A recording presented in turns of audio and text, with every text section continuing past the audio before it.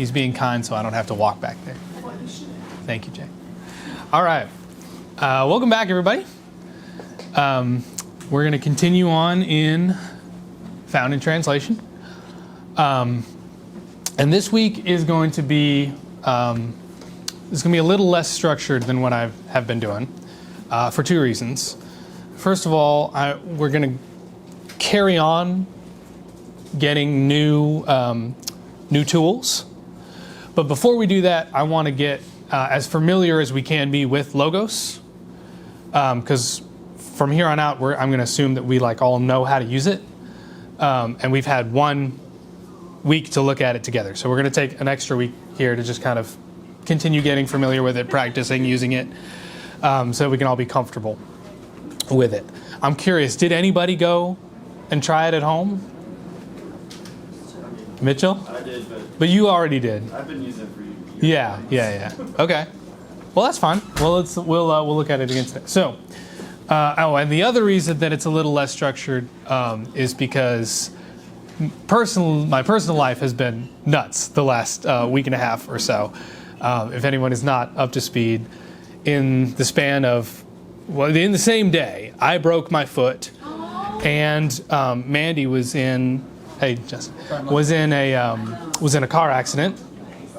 Everybody's fine, but we ended up going to the ER that night for Kai, and we were there until 7 the next morning. And then there were a number of little things after that too that just kind of built. So I haven't had as much time as I would normally have to prepare for this week.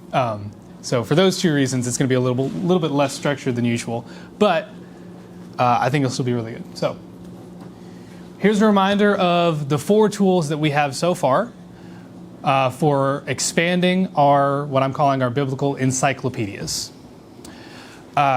Next week, we're going to get a new set of tools. So we're no longer going to be trying to expand our biblical encyclopedia. We're going to be doing something slightly different, but that's still kind of building on this idea, and is really aimed at getting more into this last tool that we very briefly touched on last week, which is to be aware that the cultures in which the Bible was written are very, very different from our culture today.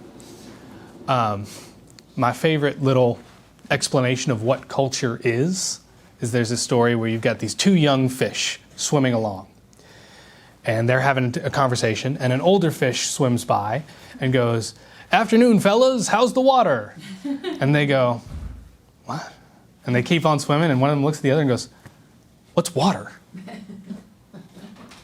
Culture is something that we are so immersed in that we don't think about it. We don't realize that we think in certain ways, or we talk in certain ways, or we act in certain ways, because everybody does that. It's just the way we've always done it. And the more that you travel, the more that you put yourself in uncomfortable situations with people who are not like you, and the more that you study history and so forth, you get a better sense of what your own culture is. And the less you do that, the less you even have any concept of what any culture is. And you kind of think that everybody has always done things the way that we do them now, and in every part of the world, which is just not true. So in the future, we're going to look at how to do this better. For today, we're just going to practice, again, using the tools that we have so far. The first 2 tools are things that you can do really without any extra resources, any training, any practice. You just got to be in the right mindset to actually do it. So the first tool is just to watch for patterns in the Bible itself and ask yourself if those patterns are telling me something about the way that the biblical authors are using this word. We're going to look at that a little more today. The second tool is to use multiple translations. And thanks to things like Logos and Bible Gateway or Bible Hub, websites like this, that is extremely easy. On your phone, you can look at basically any English translation any time of the day or night for free. So you can very easily do that one. And then the third one using any scholarly resource is helpful. We're focusing in this class on using Logos. So today, we're going to dive back into doing that together, get a little more practice with it, get a little more familiar with it. And at the end of today, I've got something that I just think is really cool that I want to show you all. So, but let's work on getting some practice first. So, we're going to look at one of the very first parts of the Bible, Genesis chapter 1 and verse 2. I've got 3 translations here. Remember, this is from all points on the translation spectrum, from formal equivalence all the way to paraphrase. And can I get three volunteers to read each of these passages? Someone want to read the ESV for us?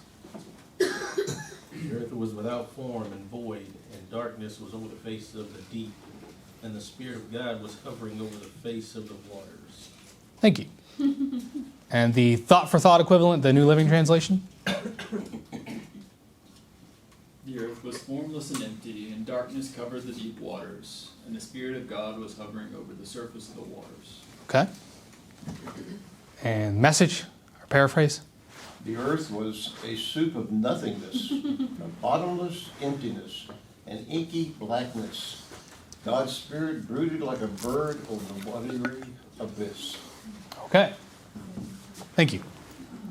So, we're going to go into, there's one word here that I want to look at that won't jump out at you from these translations, but let's not jump the gun. We're going to use our tools in order. So, is there anything from these translation spread that does jump out to you that you go, I want to know more about that? I think the phrase without form, or formless, or Formless and void. soup of nothingness. Yes. Okay. Yeah, that jumps out at me too. So we got without form and void, formless and empty, and then soup of nothingness, a bottomless emptiness, inky blackness. And the Message left the Spirit of God out altogether.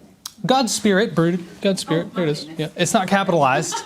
Yeah, but yes. So the Message is worded so differently, it's easy to lose which part is this even that I'm looking at. So, well, let's go ahead and let's look at it. So here is our Logos. Now, just a refresher for those who were here last week, and an introduction for anybody who was not. This is Logos Bible Software. This is free. It's an incredible tool. And let me tell you what it is that you're looking at. So can everyone see my cursor? I can't see my cursor. Where am I? There we are. Okay. Can everyone see where I'm pointing? Okay. So I've got it set up to where there are 4 lines on here. If you go and do this at home, there will be more than 4 lines. If you want to change that, at the top there are tabs. It'll be on Go by default. You want to look at the tab that says View. You can change your view. And from here, you're going to click on Interlinear. And from there, you can change what it is that you're seeing. If you want yours at home to match mine, I've got Surface, Manuscript, Manuscript Transliterated, and Lemma Transliterated. I encourage you, if you do this at home, fiddle with it and find what works for you. You might not want as much as I have. You might want more than what I've got. This is customizable for a reason. Find what's helpful for you. So, again, the reason that I have those is because the Surface, that is the English. I need that. The Manuscript is what you would actually find if you went and got a scroll, like a Dead Sea Scroll, and looked at it. It would look like this, more or less. The reason I keep the Manuscript on there is because you'll notice that they've reordered some things. So if we look here, the earth was without form and void. If I look at the Hebrew, I'm seeing 1, 2, 3, 4, 5, 6, 7, 8, 9, 10, 11, 12. Is any of this out of order? No, that's all in order. I don't know why they put the numbers there. So often what will happen is the way that the Hebrew or the Greek is worded is in a different order than the English. And those little numbers let you know this has been switched around. Sometimes also you'll see these arrows right here. So these English words, of the face of the deep, You don't need those in Hebrew, apparently. So they're really part of is part of this word face, the is part of this word deep. That's what those arrows are telling me. You don't need that. I find that helpful. That's why I keep the manuscript on there. Below that is the manuscript transliterated. Transliteration is not translation. It's where you take the original language and you write it phonetically using English letters. So I have no idea what this chicken scratch thing is, right? That's why I need this. So, you say what? There's a W there. This word, eres. Right? I wouldn't have no idea how to pronounce the Hebrew. So I have the transliteration on there to help me know, okay, this is how you actually say it. And then the last thing I've got on here is what's called the lemma, which is the most basic form of the word. Last week I used the example, you've got the English word run, but you might also have running or ran. Those are both forms of the same word, run, but you would be forgiven for not knowing that run and ran are the same word if you didn't speak English. It's a different letter there. You might be different, right? So if you're trying to do our first tool, which is to track with patterns of words, this is very helpful because it can help you know, oh, this is the same word that I was looking at earlier. Especially like here, look at this word was. It's hoita, or however you say it. I don't speak Hebrew, right? But look at the lemma, haya. So this T has come from somewhere, right? The form is different, I assume. It's in past tense. I don't know if that's what's doing it, right? But something about it has changed, and this is going to help me know, oh, if I'm looking at haya for some reason, I can follow it. Everybody with me so far? Okay. So let's actually look what we came here to look at. We were looking at without form and void. So that's why. There are two words here that get translated without form and void. And then formless and empty. And then soup of nothingness, bottomless pit. Across our translation spectrum. Those words in Hebrew are right here. Tohu and bohu. Boy, that sounds good in Hebrew, doesn't it? You'll find that a lot if you engage with this very often. You'll look at something and you go, oh man, that's really pretty. We don't see it in English because it wasn't written in English. So, without form, this is this word tohu. Let's take a look at it. Now remember, if you're trying to do this at home, what I've done is I've right-clicked on the word. It brings up this menu. I then click on this circle. And from there I can open my Bible word study on this word. And here we go. Here's tohu. All right. Notice we get a wide spread of translations here. Everyone understand what we're looking at? Questions? Okay. So this blue one, this is emptiness. This is the most often it's translated. It's translated as emptiness. But it's not even 50% of the time. Right? It's a majority, but it's not an overwhelming majority, which tells me this word is maybe a little difficult to translate into English. We could spend a lot of time looking at this. Let's come up here to our dictionaries. So, there's tohu, wilderness, wasteland, emptiness, desert, nothing. Okay? So, not where you want to be, right? It was an empty plea. Turn aside. So this is something that it can be an adjective that applies to talking. You can say something and your words can be empty. Behold, they are all delusions. Their works are nothing. The metal images are empty wind. There's nothing in them. Okay? What about this wasteland? Let's take a look at that. He takes away understanding from the chiefs of the people of the earth and makes them wander in trackless waste. So, metaphorically here, he's saying I'm assuming this he is God. We could go look and make sure. But God is taking away the understandings of people, and metaphorically, they're gonna wander around in some spot where there's no roads, a trackless waste. Yeah. Okay.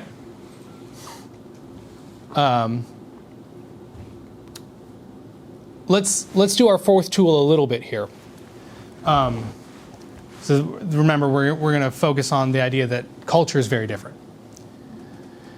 I'm wondering, historically, what do you all know about the concept of nothingness?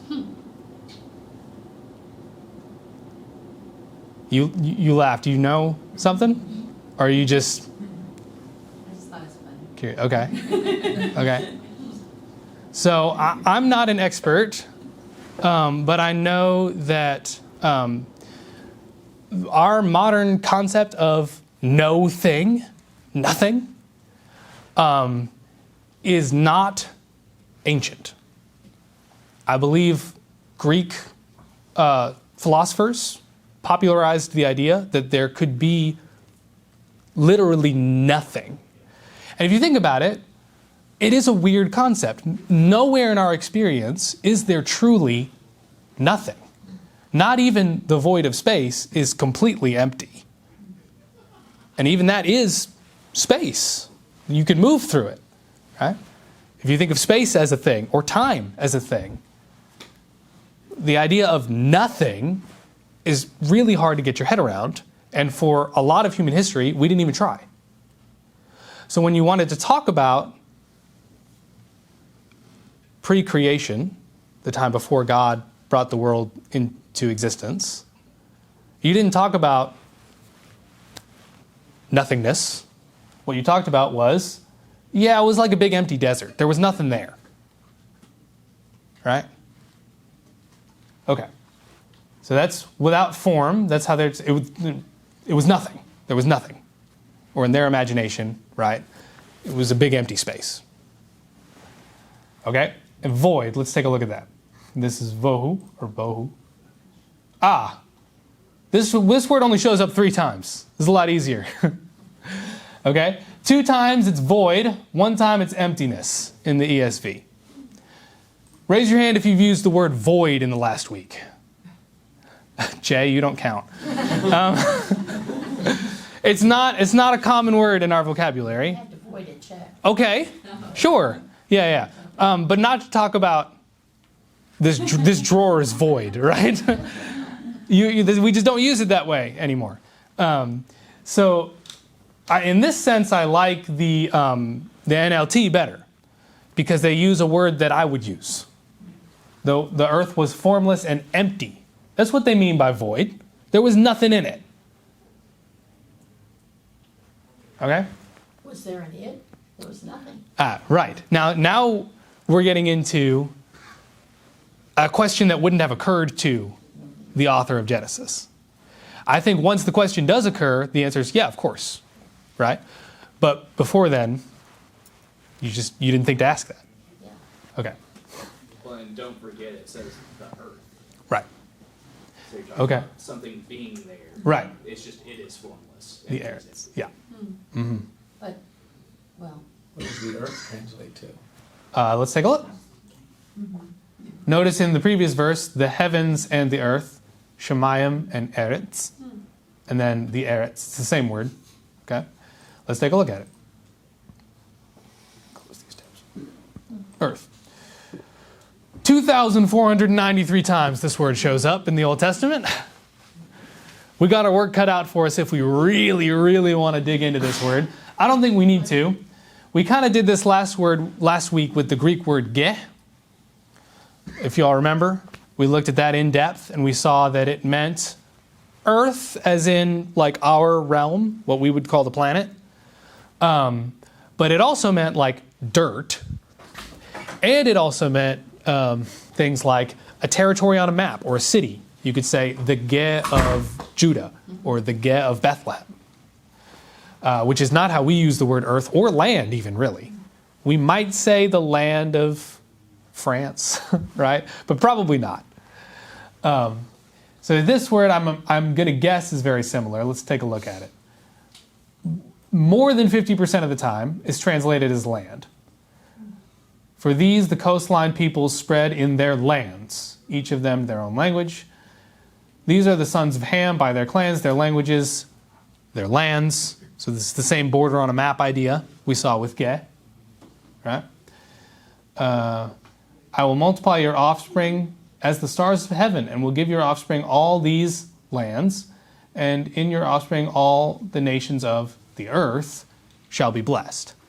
So within the same phrase, same verse, this word eretz is used to mean territory and just all the places, right?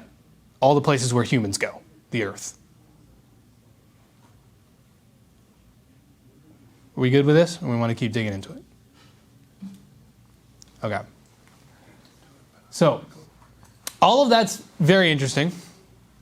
This is where I want to go today. This word spirit. The Hebrew word here is ruach. Is anybody familiar with this word, ruach? A couple of us. Okay, not many. I think this is an incredibly rich word that is often lost in translation. So this is what I want to spend some time looking at today. And the only way you would have known to look at this is to be on Logos and playing around. I have found many times using this myself going, okay, what is that? There's nothing about it that jumps out to me, but that's an important word. I want to dig into it. And suddenly my understanding is way, way broader than it was before. So spirit, this is an important religious word, right? I want to know what they were talking about when they wrote the Bible. So let's have a look. This word shows up 375 times. That's a lot, but it's not in the thousands. We can handle this. Yeah? Okay, about 50% of the time it's translated as spirit. So let's take a look at those translations and we'll get a feel for it. Last week I mentioned what I like to do.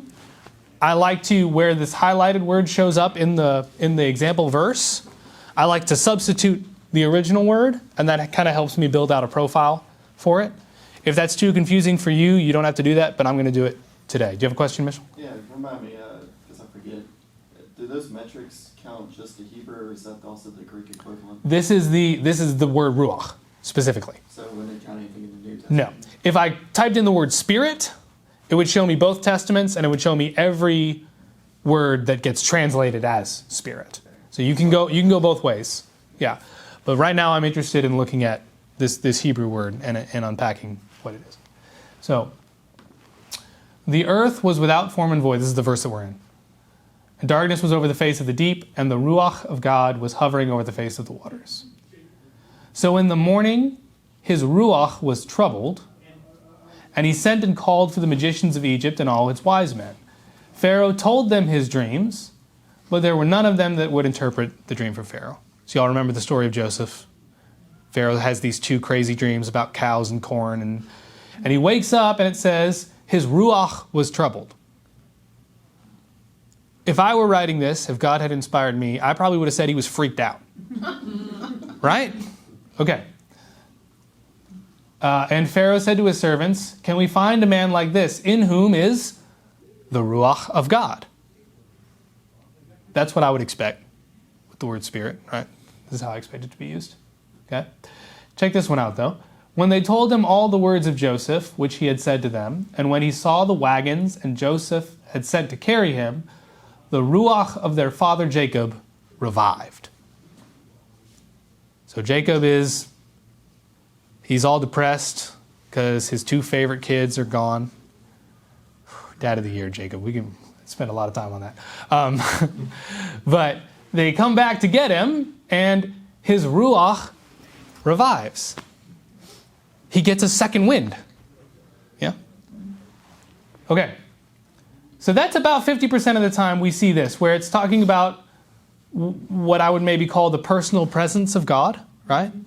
God's Spirit is over the waters. God's Spirit is on Joseph to interpret dreams. Or somebody's like psyche emotional state, right?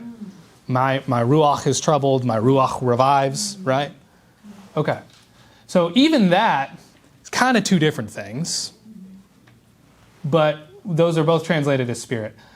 About a fourth of the time, this is translated as wind. God remembered Noah and all the beasts and the livestock that were with him in the ark, and God made a ruach blow over the earth, and the waters subsided.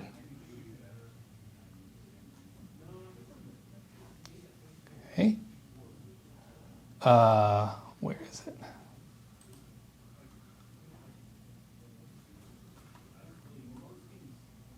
So Moses stretched out his staff over the land of Egypt, and the Lord brought an east ruach upon the land all that day and night.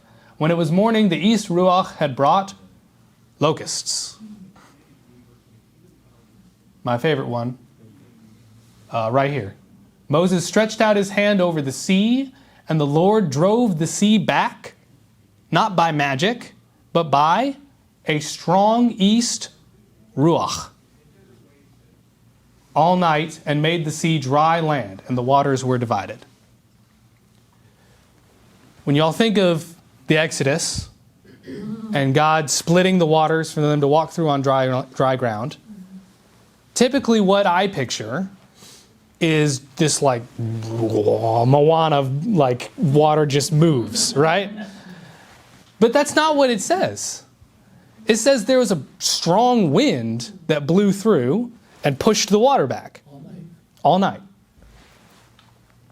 And I don't know if it's on here or not,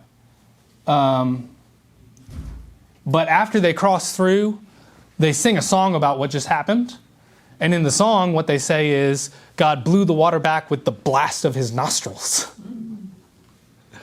Like literally God is getting down and going, and making the water split. The Song of Moses, right? Yeah. So, yeah. Okay, so that's a fourth of the time this word that we think spirit is just wind blowing. And it seems like it can go either way for good or ill, because if you go a little bit down from the one you were just at in Exodus, you go down, where is it?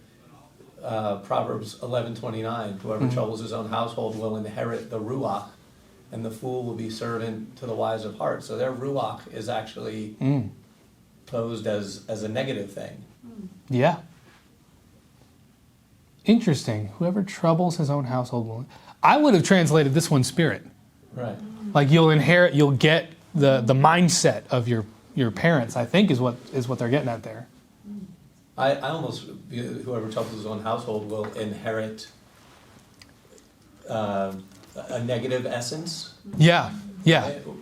And the fool will be servant to the wise of heart. I just thought that was interesting because it's often used as like a positive force. Yeah. And here it's ambiguous. Now we do hear, there's all kinds of evil spirits in the New Testament and the Old Testament, but if you talk about just spirit in general, you think good thing. Yeah. There's another one here. This is a much smaller percentage, but it's translated as breath. Behold, I will bring flood waters upon the earth and destroy all flesh, in which is the ruach of life. Spirit would have worked there, I think. Spirit of life, but they chose to go breath. This one is a little more clear. The channels of the sea were seen. The foundations of the world were laid bare. At the rebuke of the Lord, at the ruach of his nostrils. So he's like shouting so loud that the whole ocean goes and you can see the bottom of the sea. That's the image there from 2 Samuel. This is from 1 Kings. The food of his table, the seating of his officials, and the attendance of his servants, their clothing, their cupbearers, and his burnt offerings that he offered at the house of the Lord. Okay, we're in the middle of a sentence here. But the point is here at the end, there was no more ruach in her. She breathed her last breath. So here's my point. You start fiddling with this and you realize in the Hebrew imagination, the thing that I inhale and exhale 1 billion times a day, the thing that moves the trees outside and the thing that shows up when God creates the world, there's one word for that. That's all the same idea. Or a related idea, not exactly the same, right? And so when you start hearing things like Paul saying Scripture is God-breathed, and you get, oh, that's why we say it's inspired by the Spirit, because Spirit and breath are the same thing. Yes? Chris and I were at this church, we used to attend Cross Point Church of Christ, Mhm. and they did this whole video documentary thing where, I guess in Hebrew, how you say breath in Hebrew sounds like Yeah. breathing. You gotta get the ruach. It's not, yeah. Just that very essence was like God breathed Mhm. Himself into us. Like Yes. breath is part of Him. Breathing in and out, it also is a similar sound to Yah. Yeah. Yahweh. Oh, that's true. Yeah. Yeah. Yeah. Similar thing is going on in Greek. I wasn't planning to do this, but does anyone know the reference? All Scripture is God-breathed. 2 Timothy, is it 34? There's not that many. There's not that many. 14? Maybe? There's a 4 in it, I'm pretty sure. 4. 2, 3, 4.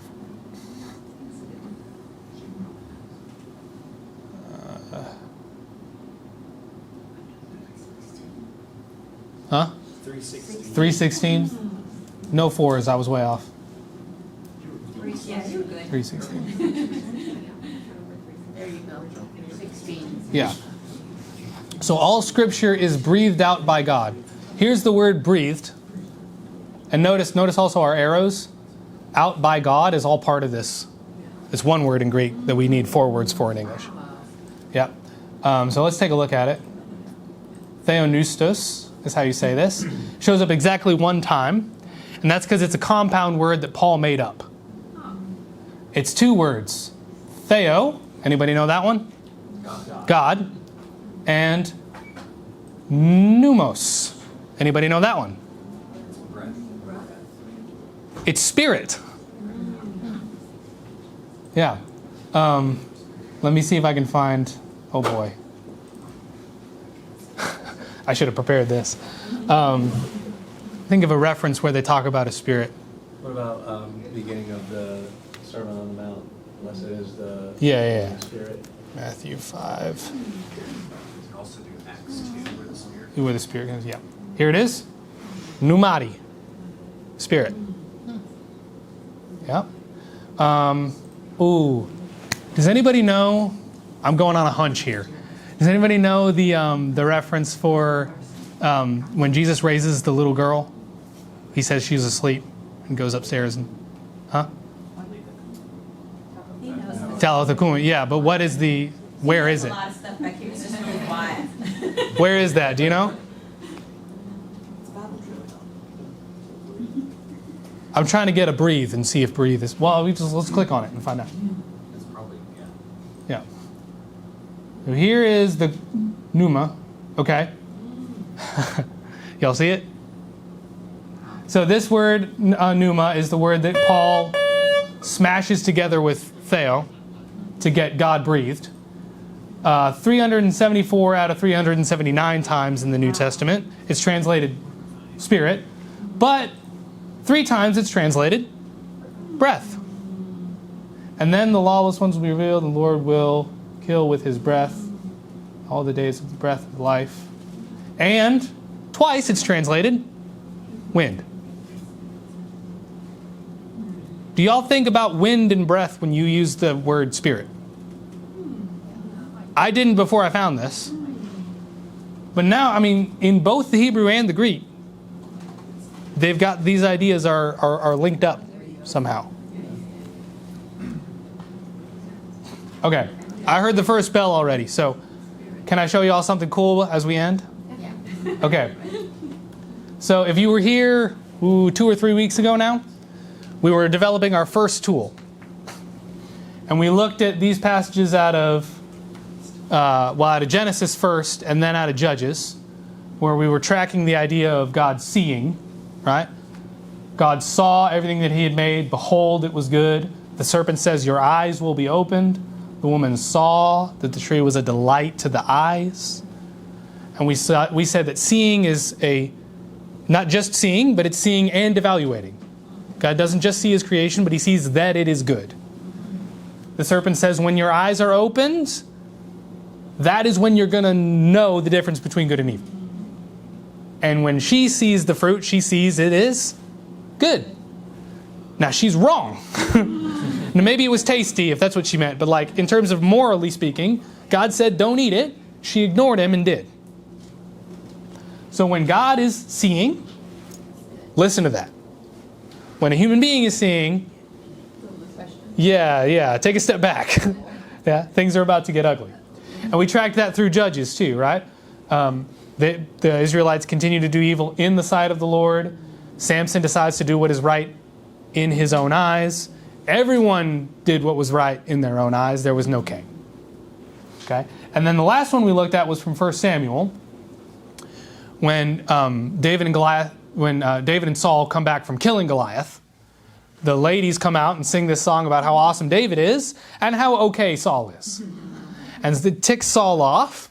And it says, in the very end of verse 9, Saul eyed David from that day on. Check this out. We're going to look at that passage. Okay. Saul was very angry at this saying. Saul eyed David from that day on. We're going to look at this word eyed.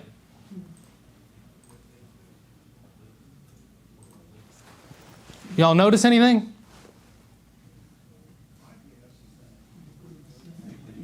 That's not the word eye, is it? This is the word sin, or one of the words for sin. So why do the ESV translators go, Saul eyed David, and not Saul sinned against David? He's plotting.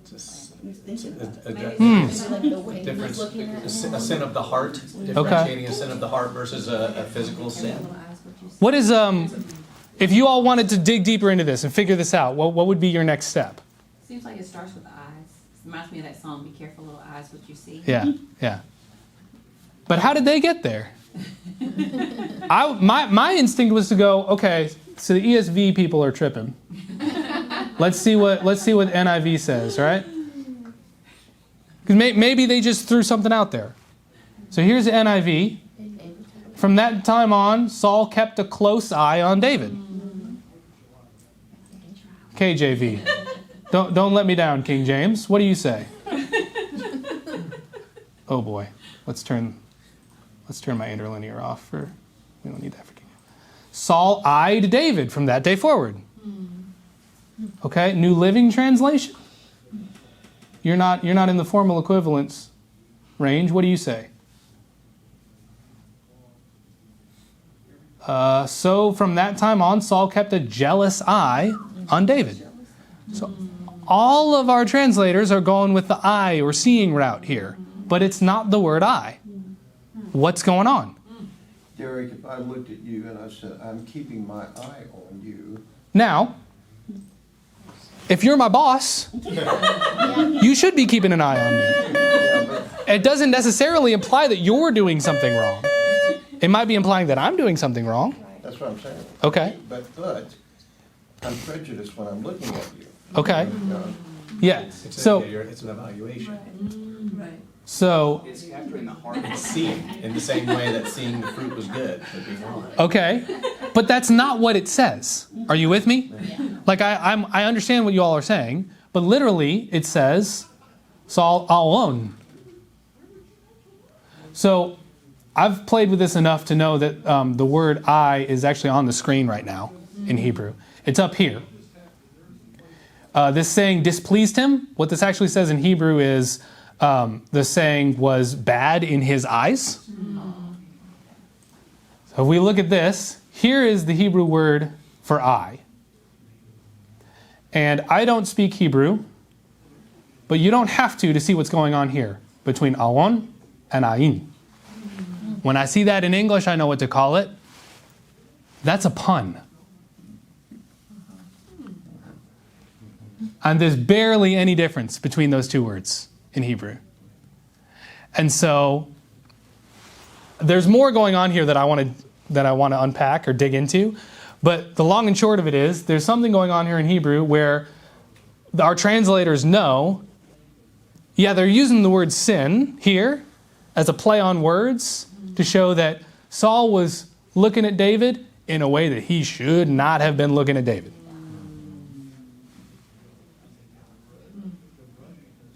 And also, we really were onto something when we caught that eyes thing a few weeks ago, because the word literally sounds like sin in Hebrew. Every time you hear the word eye in Hebrew, you're thinking sin. I think this is so cool. We're over time. I'm sorry for that for y'all. Thank you all for coming. Have a good week.